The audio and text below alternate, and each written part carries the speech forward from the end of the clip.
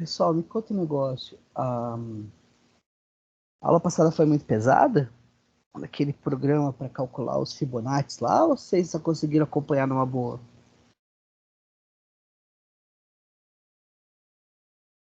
Eu achei que deu para acompanhar, mas tem muita coisinha diferente que, pelo menos eu ainda não estava tão acostumado assim a pensar.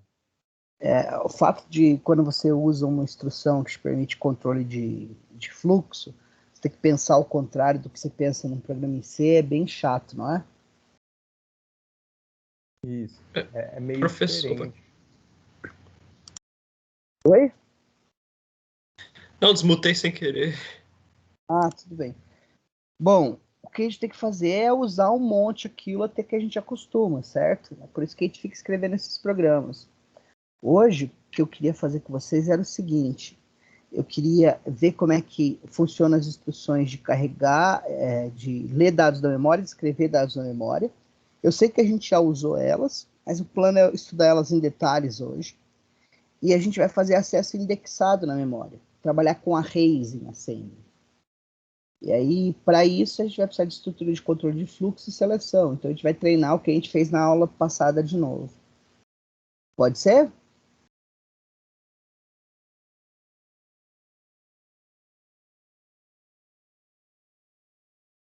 Pode ser, professor. Vamos lá.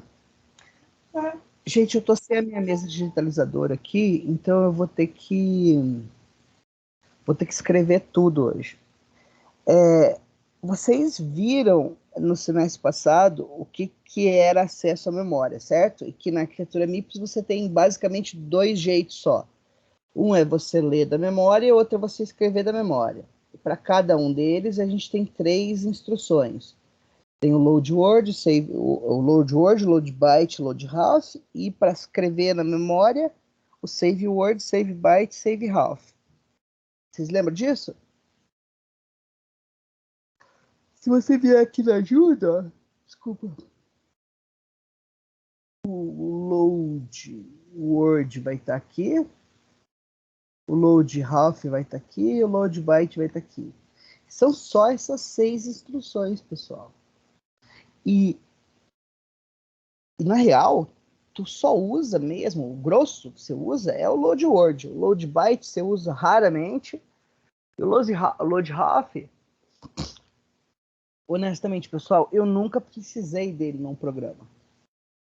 Beleza? Agora,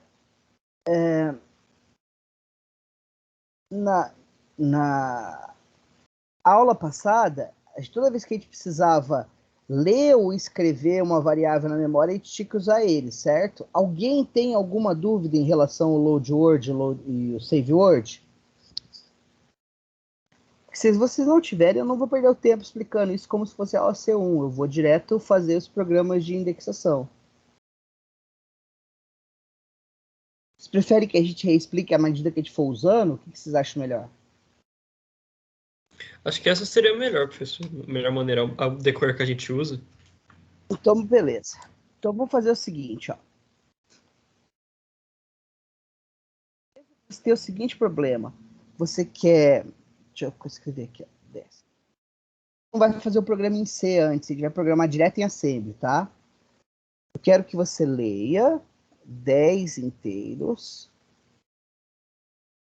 salve-os na memória e calcule sua média. É um programa idiota, concorda? Os primeiros programas que vocês fizeram lá em programação procedimental. Mas, em assembly, isso vai dar um trabalho infernal. Vamos lá?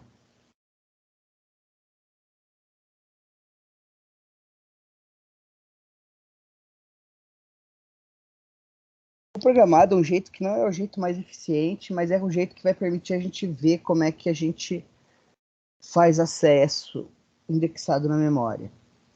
Primeira coisa que eu preciso é de um vetor de 10 inteiros, vocês concordam?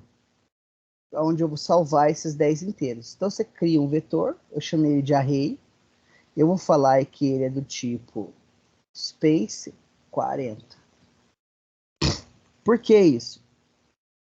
o meu array vai ter 40 bytes, ou seja, cada item, cada um dos 10 itens vai ter 4 bytes. Então, 10 vezes 4, 40. Tranquilo? Daí, eu preciso de mais alguma coisa? Por enquanto, não. Agora, olha aqui. Eu quero ler 10 inteiros, não é? É isso que o meu programa está me mandando fazer, ó. Leia 10 inteiros. A gente pode até melhorar isso aqui. Falar que é da entrada padrão.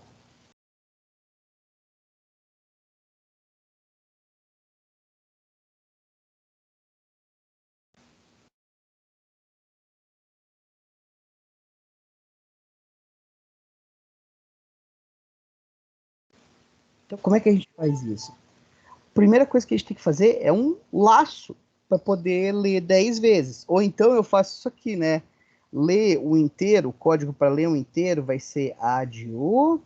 Você coloca no V0 o que tem no registrador 0 mais o número 5. Nunca lembro.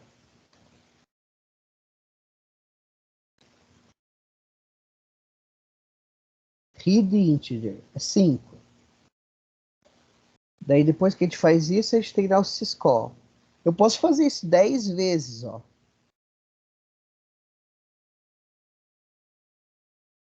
Mas essa é uma boa ideia?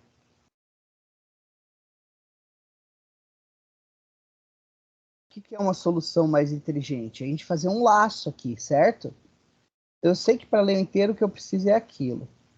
Eu vou fazer um laço aqui, eu vou criar um for, vou chamar de for1. Eu vou precisar de um registrador para ser o meu i. Então eu vou pegar registrador, sei lá, S0 e vou zerar ele, ó.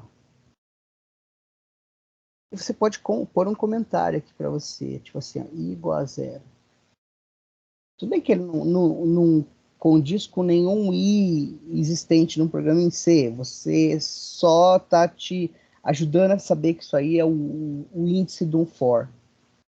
Aí a próxima coisa, depois que a gente tem o i igual a 0, o que a gente tem que fazer?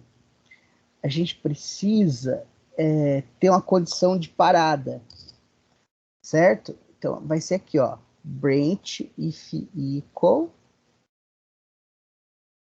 Engraçado. Pode fazer assim, ó, SLT. Ai, que louco. Eu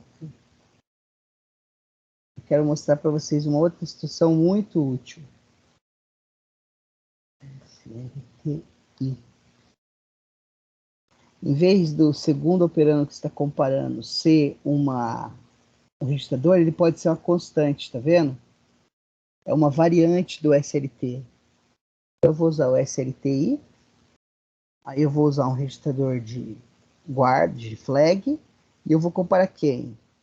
Enquanto S0 for menor do que... E agora põe uma constante, ó. Então eu vou fazer o 0, 1, 2, 3, 4, 5, 6, 7, 8, 9. Agora aqui eu faço branch if equal. Aí eu comparo o T0 com o 0 e eu vou para SAI1. Aí eu não vou nem colocar aqui. Aqui vai ser o corpo do for, ó. Corpo do for. Aqui termina o corpo do for. Certo. E aí eu tenho que incrementar o i, fazer o i++, ó. Add. Por um, né? Dólar S0, dólar S01. Jump para for1. E aqui eu tenho SAI1.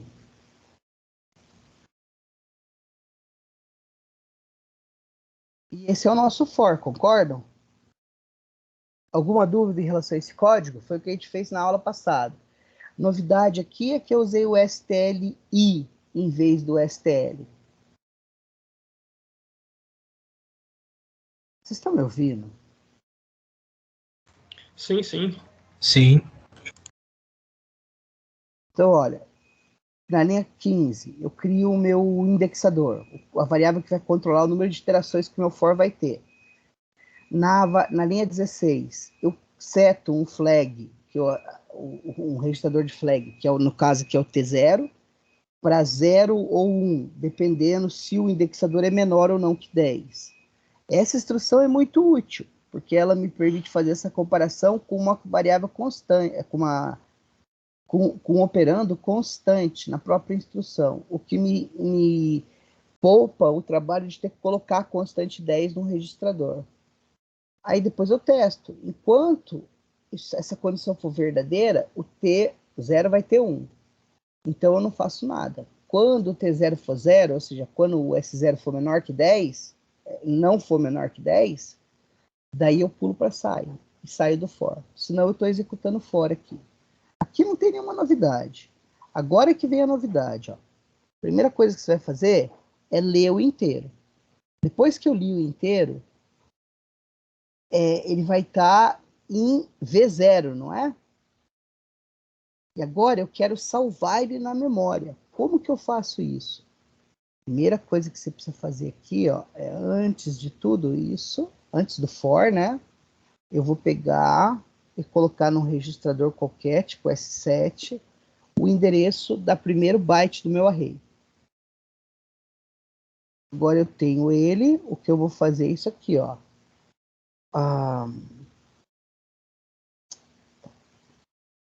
O código que eu tenho que fazer é esse aqui, ó. Save word, coloca o V0, $, S7. Concorda que depois que eu executo a linha 21, o V0 vai ter o inteiro lido? Vocês não estão afim disso hoje, né? Sim, professor. É sim para... Não, Você não pro tá... registrador, formal. Ou para os dois, né, cara? Não. Então, ó, uma vez que você colocou aqui, tá beleza. Agora, o problema é, isso vai funcionar para a primeira iteração, porque, olha, o S7, ele recebeu o endereço do primeiro byte do array. Mas agora, como é que você aponta para o próximo byte do array? Para o próximo item do array, para a próxima célula do array? Tem vários jeitos. Um possível jeito de fazer isso é assim, ó. Add u, você pega o S7, coloca o que tinha em S7 mais 4. Vocês entendem por que mais 4, não mais 1? Por quê? Porque tá indo pro byte. Né? Que cada item do array é um inteiro, e o inteiro precisa de 4 bytes. Isso aqui é aritmética de ponteiro. Vê como eu estou trabalhando com o ponteiro aqui, ó. Quando eu faço a linha 14, executo a linha 14, o que eu estou colocando no S7 é o endereço da onde está o ar, não é? Sim. Então é um e-comercial aqui. Então, agora o S7 tem o endereço do ar. Quando você pega o endereço do array, você pega o endereço do primeiro item dele, né? Aí, ó, quando você vem aqui e faz esse save word, está falando assim, olha, salva na memória, no endereço que está em S7, dado V0, que no caso é o inteiro que você leu. Você está fazendo assim, ó, ar asterisco recebe V0. Tá? Nesse endereço você está colocando aquele valor. E aqui, ó, você está incrementando o ponteiro. O S7 não tem o endereço de memória? Quando você faz a aritmética com um variável, um ponteiro que tem endereço de memória, o que você está fazendo? Você está somando ou subtraindo daquele endereço de memória, né? Para apontar para o lugar que você quer. É isso que a gente está fazendo aqui. Eu sei que é bem, como é que eu posso dizer? Não transparente O melhor que a gente faz é executar esse código para ver se ele funciona como esperado. Vamos fazer isso? Vou salvar isso. Eu vou salvar no desktop mesmo. Deixa eu ver aqui. Arrays, .asm. Pra gente compilar. Rodou tudo belezinha. Olha aqui, pessoal. A primeira linha do nosso programa é um LA. Eu quero colocar no S7 o endereço de AR. Então, o AR só começa aqui nesse endereço, 1001.0000. Se eu executar, ó, o S7 agora tem 1001.0000 e ele é um ponteiro pro array. Agora, ó, eu vou pegar e inicializar o S0 com 0 para ser meu I igual a 0. Deixa eu tirar os volumes aqui decimais aqui para vocês. Daí eu vou comparar se ele... Desculpa, pessoal. Eu vou comparar se ele é menor que 10. Ele é. Então eu não vou pular para fora do meu for, vou executar o corpo do for. Vou pedir para ler o inteiro, ó. Vamos digitar o inteiro aqui. Vamos digitar 1. Agora eu vou salvar ele na posição de memória 0 do meu array. No array na posição 0. Agora o que eu vou fazer, ó, é somar 4 no endereço do array. Deixa eu pôr em X aqui de novo. O S7 tem o endereço do array, não é? Tá aqui, ó. Isso aqui mais 4 vai ser essa célula aqui. E é isso que eu vou fazer aqui, ó. Somei. Incrementei o I passou a ser 1, e eu vou executar de novo o corpo do for. Aí ele vai testar, 1 é menor que 10? Não. Então, num pulo, vou ler o próximo inteiro. Vamos escrever aqui, 2. Aí li o 2. Agora aqui, ó, eu vou salvar o 2 na posição AR na posição 1. Salvou o 2 bonitão ali, estão vendo? Agora eu vou pegar e fazer o ponteiro apontar para o próximo elemento, para esse aqui.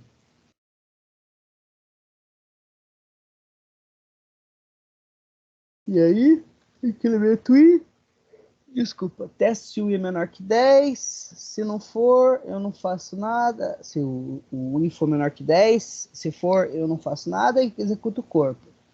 Aí eu vou ler o próximo inteiro. Vamos ler, ó. 3. Você executa, ele salva na memória lá e continua assim, ad eterno, até terminar o for. Dúvidas em relação a esse código, pessoal?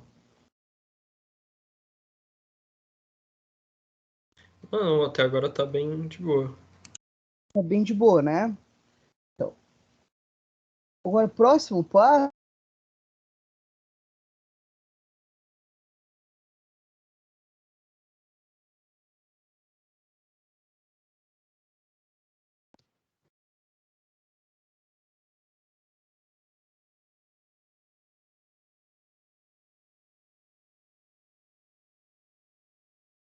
Professor, você parou de falar. Eu não estou escutando, não, professor. Eu voltei agora. Voltou. Voltou. Eu não tô na minha casa, cara. Eu tô na casa dos meus pais.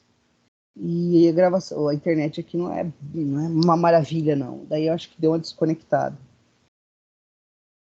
Mas agora tá tudo certo. Agora tá. Tô ouvindo. Então tá.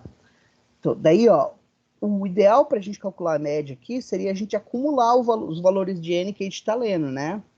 Mas vamos fazer um outro for para treinar? O que vocês acham? E não misturar o código aqui. Professor, Oi.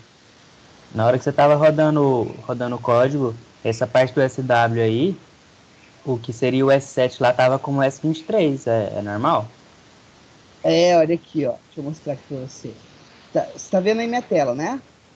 Tô. Olha aqui, ó. O S7 está escrito, o número dele é o 23, tá vendo? O S7 é o nome. Ah, tá certo. Para você, o nome diz mais do que o número, mas para o computador tem que ser o número. Não entendi. Quando você vai codificar o registrador S7 como um código de máquina, você não vai poder usar o S7, você usa o número correspondente a ele. Então, mas se você não quiser programar usando os nomes, tu não precisa. Você pode colocar $0, dólar.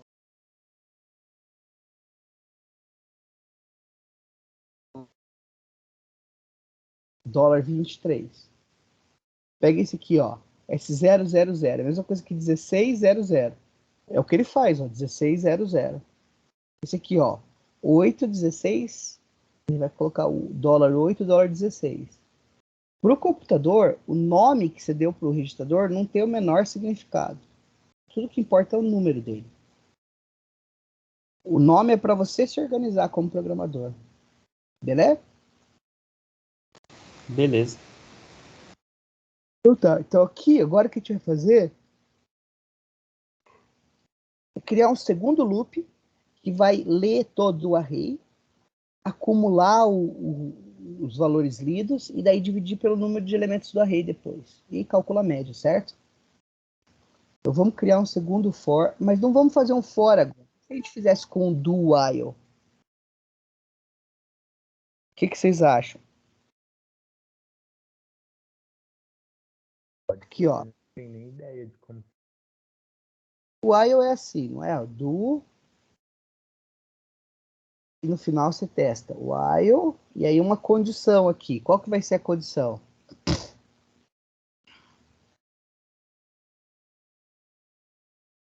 Porque o do while Seria igual a 10, não? é sim, mas assim, ó, quando que você usa um while, quando que você usa um do while e quando que você usa um for? Vocês aprenderam isso em programação procedimental, não aprenderam? Do while é quando você precisa garantir que vai executar uma vez ao menos. For normalmente é quando tem um número exato de repetições e while é alguma condição que pode variar. Perfeito. No nosso caso, a gente deveria usar um do while ou um for? Em teoria, um for. Um for, porque a gente sabe o número exato, certo? Então vamos fazer o for 2 aqui mesmo. A gente vai ter outras oportunidades para usar do while. For 2, e aí a gente vai ter que ter um label aqui que vai ser o SCI2. Certo? Precisa de uma variável para incrementar. Vamos usar o... A gente usou o S0 lá antes, não foi? Então vamos usar o S0 mesmo.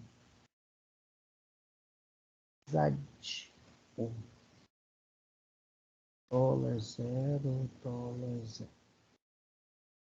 O que mais que a gente precisa? A gente precisa saber onde está o array. Então vamos pôr no S7 o endereço do array.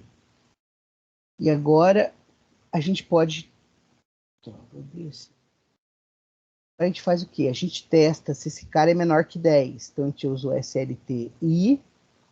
Aí você compara se o meu índice, que é o S... Não, coloca em algum flag, né?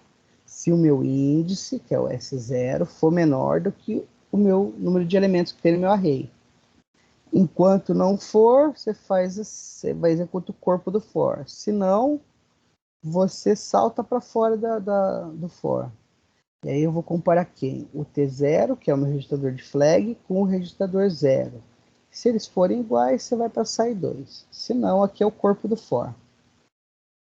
Eu não vou ficar escrevendo corpo do for, eu vou pôr só uns comentários assim, pode ser? Para terminar o for, a gente tem que ter um J para for 2 e antes... Desculpa. O comentário vai ali, né? Faz parte do corpo. E eu tenho que pegar e incrementar o meu I em uma unidade. Agora aqui é o corpo do for. Corpo do for. O que a gente tem que fazer? A gente tem que ler os elementos do array e acumular eles, certo? Então, antes de entrar no for,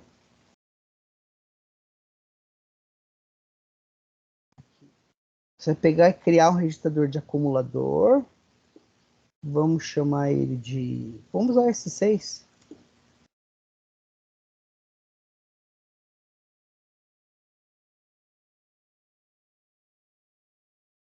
E agora o que a gente vai fazer? A gente vai acumular ele. Só que antes de acumular, a gente precisa ler da memória. Então você lê da memória o quê? Coloca o que você lê no registrador S3, por exemplo. Mas da onde? Daí você fala, é o endereço do array ali, ó. AR. Por que tem esse colchete aqui que não existe? O AR não serve, eu não posso fazer isso. Eu tenho que colocar o registrador onde ele está, que é o S7. Esse cara aqui vai ler o primeiro elemento do array para mim. Aí aqui você acumula, ó. Add O. coloca no S6, que é meu acumulador, o que tinha no acumulador, mais o que você acabou de ler, o primeiro elemento do array. Agora o que você tem que garantir é que o S7 vai ter o ponteiro do próximo elemento. Então você faz um ADU, $S7, $S7, 4. Teoricamente, a gente acumulou o valor de todo o array aí. Quando a gente sai do for, a gente pode pegar e fazer um div do valor acumulado, que está no S6, né? Por quem? Vamos dar um div aqui. Quem está reclamando do div? Não está me... 6 por 10. Só que existe o 10 em algum lugar? A gente tem que mover ele para algum registrador. Pega, por exemplo, o T5.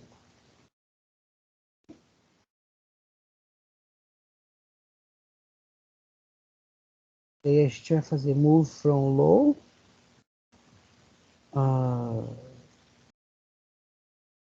Vamos pôr no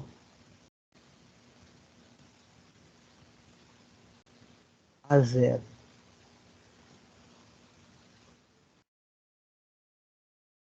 Eu te imprimir ele. E aí, alguma dúvida em relação a esse código? Vocês entenderam o que eu fiz aqui?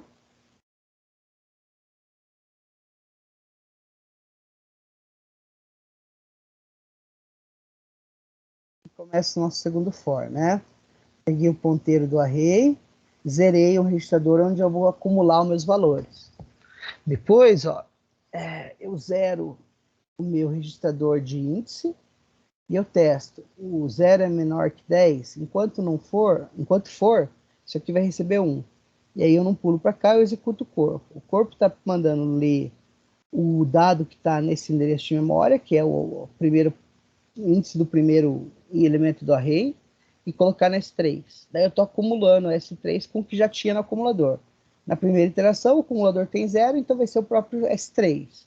Na segunda vai ser o primeiro elemento do array mais o segundo elemento. Na terceira vai ser o primeiro mais o segundo mais o terceiro, e assim por diante.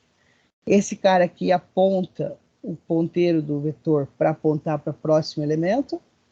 Esse aqui incrementa o índice de iterações. Esse salta para fazer a iteração.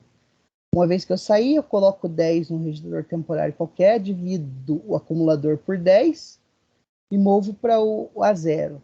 E daí eu quero imprimir o inteiro. Se eu não me engano, o código é 1, ADU, $V0, $0, 1, e chamo syscall. Só vamos confirmar se o código é 1 mesmo. Print integer. É 1 mesmo. E o A0 tem que ter inteiro. Teoricamente, pessoal, isso aqui deveria executar tudo para mim. Está pedindo para digitar. Vamos digitar aqui. 1, 2, 3, 4, 5, 6, 7, 8, 9, 10. E ele imprimiu 5 para mim. Por quê? Tá certo. Porque ele está imprimindo a média desses inteiros. A média deles é o quê? A soma de todos dividido pelo número de elementos. Se você somar de 1 a 10, dá quanto? Dá 55, não é? Se você dividir por 2, vai dar, por 10, vai dar 5 e sobrar 5. Entenderam? O resto está no registrador high.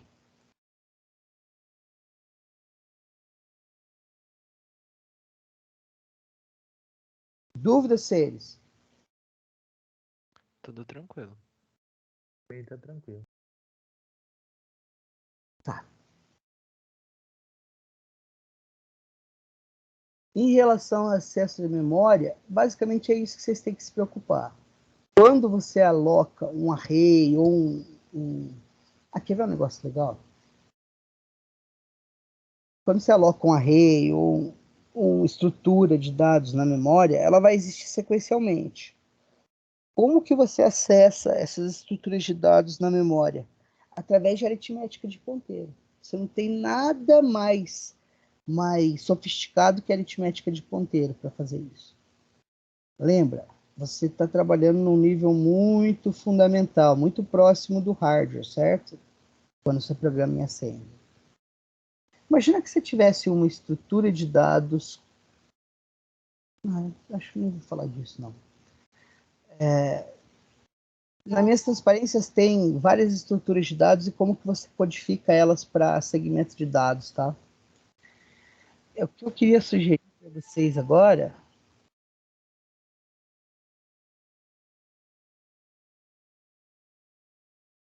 Vocês não têm nenhuma dúvida, vocês são muito... Vocês dominam muito bem as coisas que eu vou explicando. Então, agora, o que falta para a gente cobrir o assembly do MIPS? Falta a gente ver funções, falta a gente ver pilhas, e falta a gente ver a alocação dinâmica de memória. Então, eu acho que já é suficiente para a gente fazer o nosso primeiro trabalho extra. Aí, o que eu gostaria de sugerir para vocês? Escolham um algoritmo, qualquer algoritmo que vocês viram em introdução à programação de computadores, se para vocês é programação procedimental, ou instrutores de dados, e convertam para Assembly. Vocês entenderam o trabalho? Eu vou até Sim, escolher um algoritmo que a gente já fez em C e transcrever em Assembly. Isso. Assim, eu não quero só que você transcreva, eu quero que ele funcione também. Sim, Não importa que algoritmo seja. E aí eu vou postar isso como um trabalho ali no grupo, tá? Eu vou dar para vocês até quarta que vem, pode ser? E aí pode. Vocês entregam como resposta do trabalho o algoritmo em Assembly e o original. E aí isso vale 2 pontos no médio. Beleza. Beleza? Beleza. Isso não é o trabalho prático ainda, tá? O trabalho prático eu vou passar na semana que vem, depois que vocês fizerem esse primeiro. O que eu preciso agora é que vocês metam a mão na massa e tentem fazer esse negócio. Não escolham um algoritmo mega idiota, mas também não escolham um muito complicado. E à medida que vocês forem tendo dúvidas, vocês estão me escutando? Pessoal? Sim, escutando. Mensagem que a internet está ruim. Daí eu fiquei com medo de ter caído de novo. E à medida que vocês forem fazendo e tendo dúvidas, vocês vão postando e mandando as dúvidas para mim, pode ser? Daí eu vou ajudando vocês. É para postar no grupo lá, no canal do Paulo, se você não tem Teams ou pelo problema, chat? se você não tem problema com os colegas vendo suas dúvidas, eu prefiro que você poste geral. Porque daí os outros podem ler e tirar dúvida junto, né? Eu pensei nisso também. Se tu é uma pessoa muito acanhada, que tem receio de que os colegas saibam as suas dúvidas, você está no seu direito, e daí tu me posta privado, eu te respondo privado. Tá certo, então. Beleza? Então tá, seres. Eu acho que hoje a gente vai fazer uma aula mais curtinha. A menos que vocês tenham alguma dúvida, alguma pergunta que vocês queiram fazer.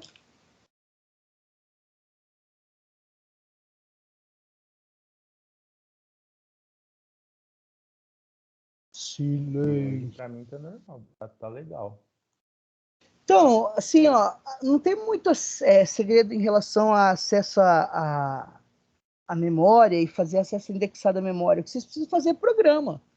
Na realidade, qualquer algoritmo que vocês pegarem para fazer, que vocês virem em estruturas de dados ou em programação procedimental, vai dar um trabalhão. Vocês lembram que a gente fez aquele Fibonacci todo limitado e foi o quê? 100 linhas de código e 2 horas programando? Vocês vão ter que exercitar, cara. É o jeito agora. Aí eu vou dar uma subornada básica em vocês, oferecendo uns pontos extra. Normalmente, ponto extra no começo do semestre funciona muito bem. Então, aí na quarta-feira a gente vê juntos. Na quarta-feira vocês me entregam isso. Beleza? Agora, a aula de segunda, vocês, pelo amor de Deus, não me percam. Nós vamos ver funções e pilha. Beleza? Beleza. Então, ó, a gente tem previsto ainda mais uns 50 minutos para a nossa disciplina. Já comecem a fazer isso agora, pode ser? Pode sim. Então tá, pessoal, a gente continua na segunda, então. Beleza, professor. Obrigado, hein? Boa tarde aí, galera. Falou, Boa professor. tarde. Falou. Boa tarde, professor. Até mais, Boa professor. tarde.